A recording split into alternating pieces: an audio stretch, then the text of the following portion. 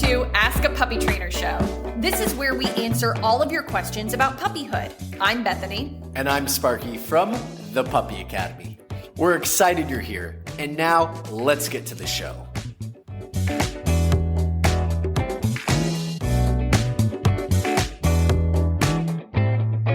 Hello, everyone. Welcome to Ask a Puppy Trainer Show. This is episode 168. I am Bethany. This is Sparky. And this is Shotzi. Oh my goodness, you're so wiggly. Just because she's my buddy. She likes me, not you. You're going to just relax down here? Shotzi's a little bit older. She's been in our program for a while. We've had her on here when she was younger. When she had her first day in our program, she was on here. So about cute. 3 months ago. Oh my goodness. She was tiny. She was that big. Okay, guys, if you are going to ask us questions, please just put the age and breed of the dog. We do like to prioritize the people who show up live, so just keep that in mind. Otherwise, you can always send in questions. You want to dive right in with that one? From Kitchen Farrell. Not sure if this is where you submit a question or not, but I'm going to try short version. 8 to 12 week lab, slept through the night all the time. 12 to 15 weeks, we are now up once a night and very occasionally twice. No fun interactions. Poops or tries to poop right away every time. Goes back to bed. Dinner is at 5. Water by 7. Don't know how to break the habit when he actually seems to need to go. So basically the issue is now the puppy is pooping in the middle of the night once or twice, genuinely needs to go. Is there a way they can break this habit? I latched on to something a little different in that one. So poops or tries to poop right away. Mm-hmm. So even if the dog doesn't have to poop, is it still going out there and attempting to push something out that's not there? Is this habitual? Or is this actual need? It's such a young puppy, Sparky. I 15 weeks. I would think there's some need, or the puppy genuinely thinks that they need to.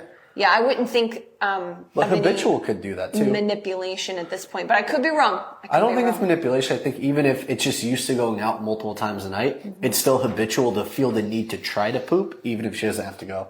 My question would be, does he also poop before bedtime? So between that 7 and 11 p.m. or, whenever the final potty is, right before everybody turns the light off and goes to sleep, is the dog pooping? If not, that's a problem. There needs to be an exercise. Oh man, Instagram, come on. Hi. Instagram's going in and out. There needs to be, I think, an exercise change, or maybe water with dry kibble. Like there needs to be some sort of change. Water with dry kibble, but then you're minimizing the amount of water you give later on as well to prevent the bladder from overfilling. Probably. Something to make sure the puppy is pooping before they go to bed between, I would say, 7 p.m. and 11 p.m. Whenever that puppy is going to bed, there needs to be a poop. If there is a poop and they're still pooping in the middle of the night, I would really look at the day. Like I would try to make the exercise. I gotta just keep pausing. Do you want us to keep pausing for Instagram when Instagram does that, or just keep powering through? And then just hear what they hear. Because it keeps stopping. It's done it 3 times now. Wait for it to come back on. Instagram, if you keep pausing, go to TikTok. Yeah, We're gonna keep driving through this though. We're not stopping anymore. We're connected to Instagram, so as much as we can just we do have to revisit Why don't we things. just swap the mics to TikTok then if Instagram keeps going out? We're too far in. We're too deep. So we are going to have to repeat ourselves a lot because Instagram is struggling, and that's where we plugged the mics in. Sorry, TikTok. Okay, anyway, I have no idea. Let's see, none of that would have been captured by Instagram because of all the in and out. So what I was trying to say is, if there's not enough, petting your hand. Uncomfortable. It was very uncomfortable for me as well. You better watch it. She's going to bite you. It was very Hey, whoa. That's my service animal here. Okay, so if the dog isn't pooping enough during the day, maybe you need to relook at exercise, maybe rehydrating kibble, whenever you're giving kibble. Maybe if you're home, move that 5 p.m. to that final feed, 5 p.m. to 4 p.m. Are you still doing 3 feeds a day? Let's make sure that there are 3 feeds a day that are breaking up the food. That would be my advice. Do you have anything to add? 3 feeds a day. I think the water at 7 might be a little bit too late. Very possibly that you're getting a potty in the middle of the night because your water, the last time you give it, might be a bit too late, I might even try to combine it with the food like she mentioned. I think that's why you were saying combine the water with the food. Yeah, to rehydrate the kibble, because if the kibble is sitting dry and the stomach is having to rehydrate it and then they're getting water later, it might be pushing the poop to later. That's what I was thinking too. Yeah. Yep. Okay, we're on the same track then. Nope, that's all I had. All right, so hopefully that gives you some ideas. You know, potty training is always just problem solving and just trying to, Instagram. Instagram, you suck today. And just trying to figure things out.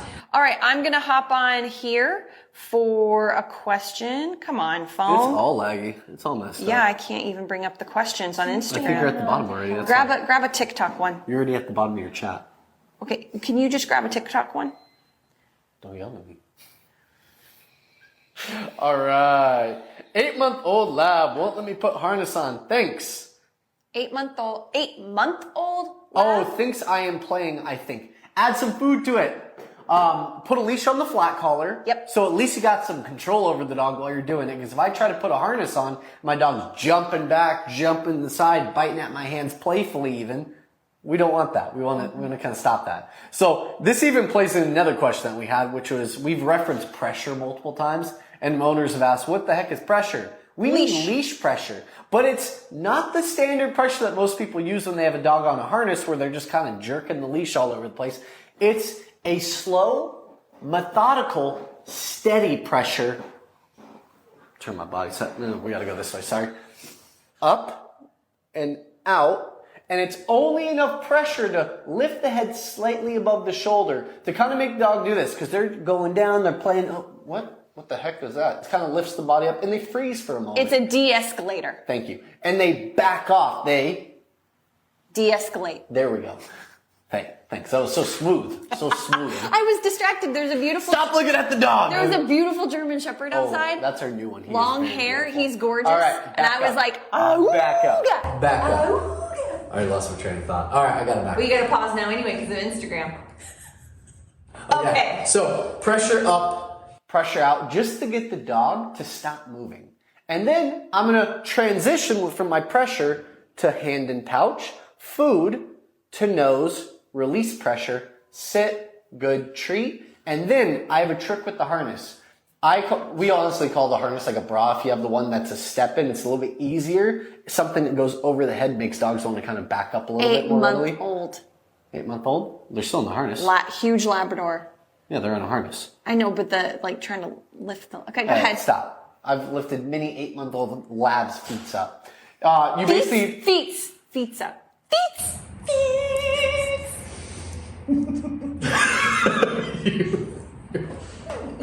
Now I just mouthed the bad words at you. You dropped one F-bomb on TikTok. All right, let's try that. Put your hands through the loops, through the holes. That's little feetsies holes. Put your hands through it, and I honestly grab a treat, and while the dog is eating the treat out of one of my hands through the holes, I'm just going to scoop one paw, and because it's an 8-month heavy dog, I'll scoop one paw at a time, then the other paw. My hands are already through the loop. So once I've grabbed the paws and I'm holding the paws, they're now also in the loop. Pause. Sorry, we're pausing for Instagram. Now their paws are also in the loops, and you're going to go up the back, clip behind the back, put your leash on. I think that sounds crazy for an 8-month-old lab. I think it'll be easy. Maybe you can do it. Okay. Me. There's Well, you can tell them to put the feet on the ground, put their feet through I'm it? No way. I just worked a crazy 9-month-old Labrador. By crazy, I mean crazy happy. And remember, I talked to you about him. And the idea of doing that with him to get a harness on would be like they'd put me on Funniest Home Videos, with one of those funny tracks behind. No. So, no. For me, I would definitely get the over the head, personally, when it comes to an older dog. For the puppies, I love the step in and over the back, but for an older dog, over the head. I also probably would be walking this dog on some sort of, slip leash I was waiting for you to bring that part up. Slip leash or martingale collar. And then if I really wanted to do the harness, I would do a two leash situation, but that's not what you asked. So for me, try what he said. I would use I would personally switch it up and use food and teach the dog to put their head through the harness, through the hole with food. She's talking about the over the head, not the two loop one. Not the two step in. That would be a training session all in itself. Like 3 to 5 minutes, 3 times a day of sticking your head through, to get the food. And then I would still have a leash on flat collar. I suggest a cloth martingale to do pressure up when I'm clipping him in and there's nonsense. But nothing lives in a vacuum. I would be shocked if this was the only time you had issues of excitement with your Labrador. So for me, is there blocking at the front door? Is there blocking to get out of the kitchen? Is there place duration? And when he gets out of place, blocking. And by blocking, I mean, I move into my dog and they get out of my space. They back up and calm down. That forward motion brain is taught to relax and back off. So for me, I would also make sure that you're doing those other things, because otherwise what we gave you is just a Band-Aid for the moment to maybe help a little bit, just so it's not quite so challenging, but it won't actually help your dog's state of mind in general. Okay. We're just telling you how to put on a harness. Yeah. She just mentioned how to get past the fact that he's fighting you to put on the harness. Yeah. Crimson Rosella says, our older puppy has this issue with nipping and our hands. We tried the leash pressure and also crating. Everything leads to barking at us. How would we address the barking? And then someone asked underneath there, what does she mean by pressure? I don't think they mean you. I'm guessing it means me. I'm the she. I can just assume that. I don't want to assume anything, but I'm going to assume that. They're talking about Crimson Rosella is the she. Look. What does she mean by pressure? We tried. This is up from a video. Okay. Sorry, this is from, you weren't listening when your wife was explaining this to you. So that was from a video where we're talking. I think she's talking about Catherine. Stop. Just refocus. You did this. I know, and I'm so sorry. You're supposed to okay, anyway, it doesn't matter. We'll talk about it later. Gotcha. So this was off of a video. This was a question off of a video when we were talking about nipping and biting, I think. But anyway, how do I only have 20%? Okay, anyway.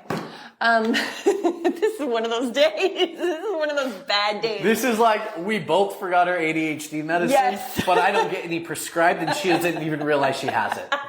Yeah. That's the day we're in right now, guys. I have high functioning ADHD. Thank you very much. Okay, so Just look at it. What we meant by pressure is leash pressure. So leash pressure can be in a number of different ways. It can be to the side, because you need to teach your dog how to give in to pressure. So you don't pull your dog. You just hold, no tension, tension, no tension, tension, pulling. Okay? But it's a gentle, methodical pull. It's not a very quick pressure. I was just showing what pulling was. So I'm not going to explain pulling because that's not what we're talking about. So pressure is just like holding. So if this one was, stuck in, dug in, it would just be like holding pressure with the leash, not actually pulling the dog. And so that can be in any direction and then you teach them, they take a step, you release pressure, you teach them what pressure means, right? When it comes in the context of a dog that's biting, nipping, jumping up, you hold pressure up and out and away from you. As soon as the dog relaxes, you relax the leash immediately, then they come in for it again. And it's rinse and repeat until they get it. They're like, oh, okay. It's a way to de-escalate the dog. You don't add food for arousal or try to distract the dog or, create a Band-Aid or bribery. We're not correcting the dog, even though it's very unemotional. It's very neutral. Very, very matter of fact, very neutral. So that's what we mean by pressure. And, your older puppy still has issues with all these things and it's barking at you now. That is because, and I'm not trying to be mean, Crimson, I swear, but there is a history of permissiveness. And maybe your family hasn't even been that permissive. Maybe it's not even been that bad, but maybe you have a really driven, strong-minded, strong energy puppy, and your family didn't adapt quick enough to how firm your puppy was. That's also a possibility. You get in a Jack Russell Terrier or sometimes even a pushy Maltese, and they're barking at everybody, demand barking, and you haven't even been that bad. What is happening? What is happening? This is permissiveness. Yes. Yes, it is. But my ear is so clean right now, it's not even funny. But and anyway, we even went from the hug, the cuddle, all that, to the next step was then deep licking in the ear hole. That's a permissive escalation. Because he didn't have the dog wait calmly next to him without bothering him before like lifting him into the lap and triggering him. It's like, come here, buddy, triggering it I himself. let her make all the moves. I let her make the decisions. When I didn't correct the first bad decision, I didn't correct the second one. That's when she started pushing the boundary even harder to then start licking my ear. So for me, I wonder how firm you're being with pressure and all those things, but also this is just a way to get through the moment. What does the rest of your day look like? It's what does your front door look like? An older puppy, you should be able to go up to your front door, open it wide open, look at your dog, and they don't go, your older puppy, and they don't go through it. And it's not because you've used food. I mean, I hope that you used food in the beginning. It's not because you've jerked the leash. It's because of the body language that you've done, the blocking, making them back up, be calm around the threshold. You're setting a boundary for them to start respecting on a regular basis, not just during training time. Do they go to place and lay down when you prep their food? Or are they at your feet when you prep food? Or are you still crating them because you can't manage them when you prep their food? Ooh, that's a good one So it's like, work on these things through the day that have to do with relationship.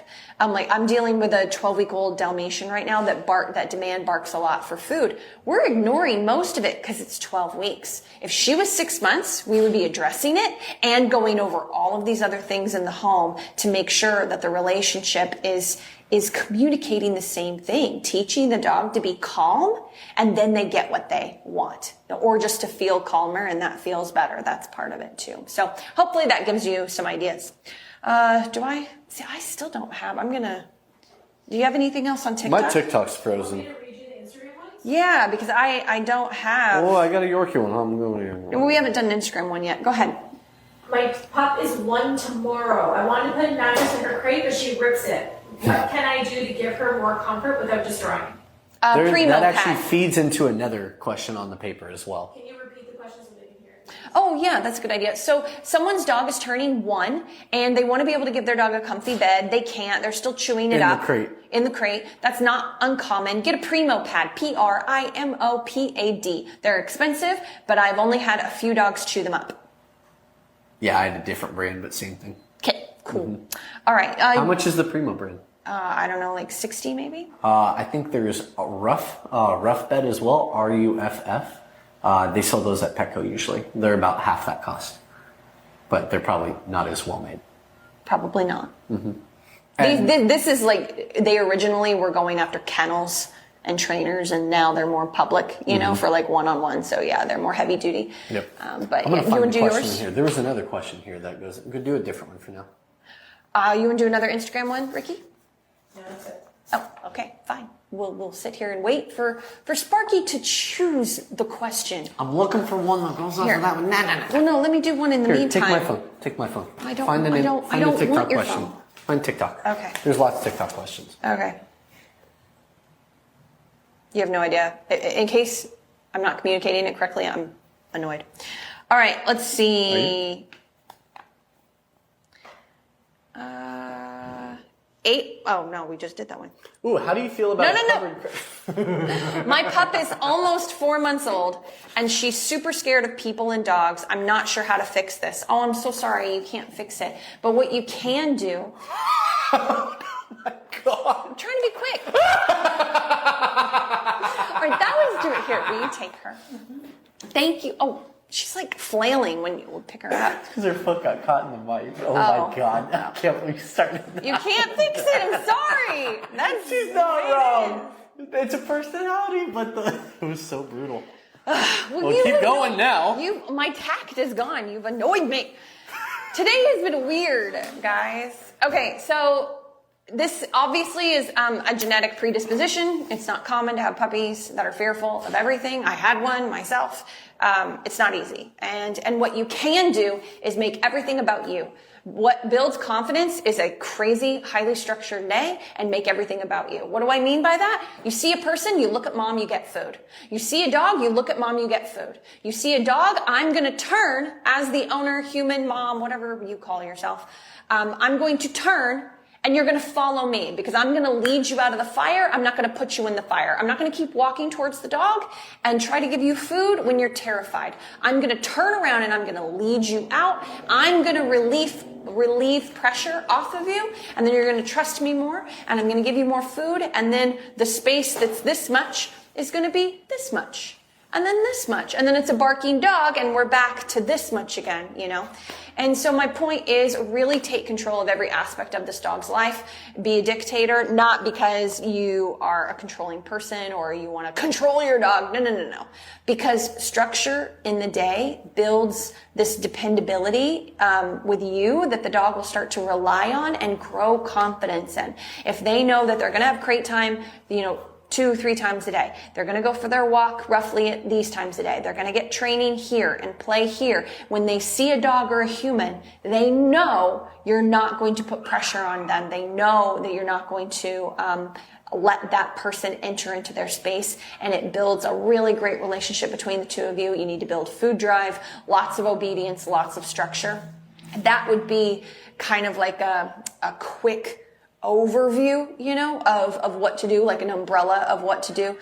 This is definitely something that I would get one-on-one help with in the home or some sort of program. Like we have an online school that would be great for this because you get us, one-on-one answering questions, but some sort of help here to really dive into how nervous is your dog? Are they putting the brakes on? Or does it look like they might become reactive in a couple of months when they start to become an adolescent? Like there's a lot of things to this I'd get some extra help with. All right, you want to go? I want to challenge us, Bethany. We have some really good questions that can be answered quickly. Let's do 30 seconds or less answers. So you don't have anything to say on hers because you were reading all the questions? No. I don't have anything to say because you covered all of it. Oh, okay, thank you. I just wanted to hear that. I think. That's true, too. He was so reading everything. He was not listening to me. All right, so this is off a video. If your puppy has high anxiety in the crate and won't stop barking, so it's going off that video. A woman asked, my dog was great with the crate at first because he came from the shelter. Now a month in, he all of a sudden will not go in his crate anymore. He hates it, and I've never had a dog like this before. 30 seconds or less, put him in. He doesn't have a choice. Yeah. That's an easy answer, and it's not even us being ornery. It's just literally, if I have a dog that doesn't want to go in the crate, I'm like, here's the food in the crate. Here's the leash pressure to guide you. No? Whoop. Button in the crate. Yeah. And then I'll do it 5 or 10 more times until it becomes easy for me to do it. Yeah, start teaching it as a command. Everyone teaches this as something that they do just to put the dog in the crate and then they leave, but you're gone for an hour and a half, 2 hours. The dog associates that with duration. When you teach it as a training routine, there's food, there's fun, and then you're going to take them out for the next hour or whatever amount of free time. You spend 15 minutes going place, come, house, or crate, or kennel up. Mm-hmm. Come, place, and you really teach it as a routine. The dog is on leash or dragging a leash, and that will make a big difference as well. So if there's like a certain time of the day where they avoid the crate, put them on leash 15 minutes before, and then just supervise them, of course, but go about normal. Then pick up the leash, they're going in crate. I'm pretty good. That was like 30 seconds each. That was awesome. All right. How do you feel about a covered crate? I like to leave the front cover up during the day, even when he is napping, just so he is aware of his downtime, but is still able to acknowledge I'm still around. Nope, cover it. You don't want him to acknowledge that you're still around. The only purpose of him being in the crate during the daytime, when you're home, is to sleep, hit REM sleep, relax, and settle. If he's always alert to your presence, he's not actually doing what he's supposed to in the crate. Crate is for REM sleep, to help them recuperate and be ready for the next time they come out for activity, for training, for play, for everything. Other things too, to learn how to be by themselves, to learn how to be independent, to even be able to sleep like that because there's no stimulation around them. I would even go as far as saying move that crate to a master bedroom, a guest bedroom. She shouldn't be able to hear, or he or she. A walk-in closet. The dog should not be able to hear or see you when you're moving. Obviously hearing, you can't really fully block that, but a walk-in closet helps because all the coats and jackets in it create like a soundproofing. That's all the short ones I got. I finally got some from Instagram. The Ryan Journey says, what age can a puppy Yorkie hold themselves when it comes to potty training? I have to leave the house for work in a few weeks, and I don't know how to do it. I don't have enough specifics, and we're a little short on time, there isn't one. He's asking what age can a puppy Yorkie hold themselves, but I don't know how long you're expecting this puppy Yorkie. I have a feeling you're expecting for 8 hours or 9 hours, like 8 hour shift plus a lunch, 9 they can't. hours. Yeah. A Yorkie can't. I mean, I know adult Yorkies, like full-grown 5-year-old adult Yorkies that still can't hold it for a 9-hour day without having a potty area. But you can create some kind of setup for them. If the Yorkie is prone to getting into things and getting into trouble, chewing cords, things like that, it's a safety factor. Then you can get a giant crate, like, I don't know. Would you say Great Dane crate? Is that even a little too big? No, it's too big. Maybe a large versus Just like a an 40, XXL? like a 42-inch. Pretty sure that's a large still. Yeah. And then you basically just divide it in half. Like, not actually divide it in half, but half of it is like where the dog is going to sleep. Puppy pads, and then Other the half other is half potty is puppy pads. Yeah. So you're basically having sleep spot, potty spot. And no, this is not ideal to everyone out there who's saying, but you're peeing in the crate, you're teaching it.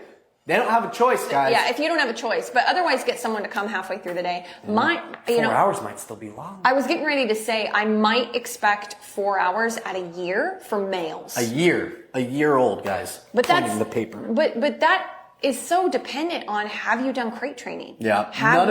None of this will work if you haven't done some version of structure training. Yeah. And when I say 4 hours, I mean 4 hours in a crate, not 4 hours of a roaming Yorkie. Because the roaming, jumping on the couch and then checking the front door of the mailman and then back on the couch, and that roaming, you can probably for a 1-year-old potentially put it down to 3 hours. And you definitely don't want a doggy door because they'll be plucked up by hawks or whatever else is outside. One of my clients last week, they had a hawk come down for their dog, but the dog ran away and the hawk missed it. Yep, we have hawks in Little white floofy dog. We have hawks in our area, and I would never let my little happy dog outside without all the dogs being out there, ever. She's 3 months old now, and you do well with the crate. Oh yeah, 3 months old, you probably aren't going to be able to do that. Well, but he didn't say how long he's expecting her to hold it. So let's do one more question. And maybe you can throw in respond. the chat how long you want the dog to hold it for. Yeah, how long are you expecting? I say yo. Yo. All right. Oh, I like this one. My 4-month-old puppy cries, barks in the crate when I'm doing stuff in my house and doesn't settle unless I am quiet as a mouse. That's House and normal. mouse. That's normal. She is fine when I leave. 2 minutes crying max. Any tips? Oh, it's so normal.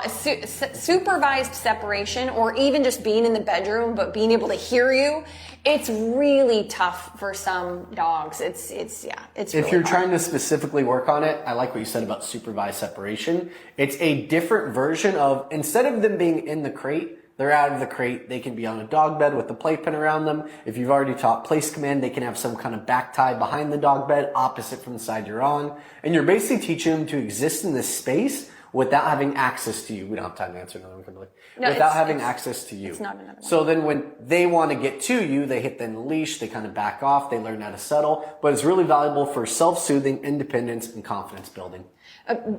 Yes, but if you're having the issue that you're having, I mean, I don't think that will work. I think what you're going to need to do is do a better job of kind of soundproofing, maybe where your puppy is at, other side of the bed, walk-in closet, bathroom with the fan on, covered crate, white noise machine, as well as the TV or radio playing, and be quieter as if you've got a baby in the next room sleeping. I mean, honestly, this is super common, and it's something that I would say you would need to make some tweaks in order for your puppy to be successful, because they're successful in other areas. And I would say if you keep accidentally creating this anxiety, it's going to bleed over into the areas where your puppy is good. So I would also lives in a vacuum. Yeah, so I would tweak the way you're setting her up. But also what you're doing during your free time matters too. So the Ryan journey, if you have to leave for 8 hours in 6 weeks with a 3-week-old puppy, the puppy will be about 5 months old. 8 hours, absolutely not even a Labrador. Not even a Labrador. At that age, no. No, I mean, there's no. If you live in the city though, you could probably get a couple rovers coming in twice a day. They cost about $15 per time. So have like a $30, $40 budget planned out. And it's literally, they're going to walk in, take the dog out for a potty, put him back in the crate and leave.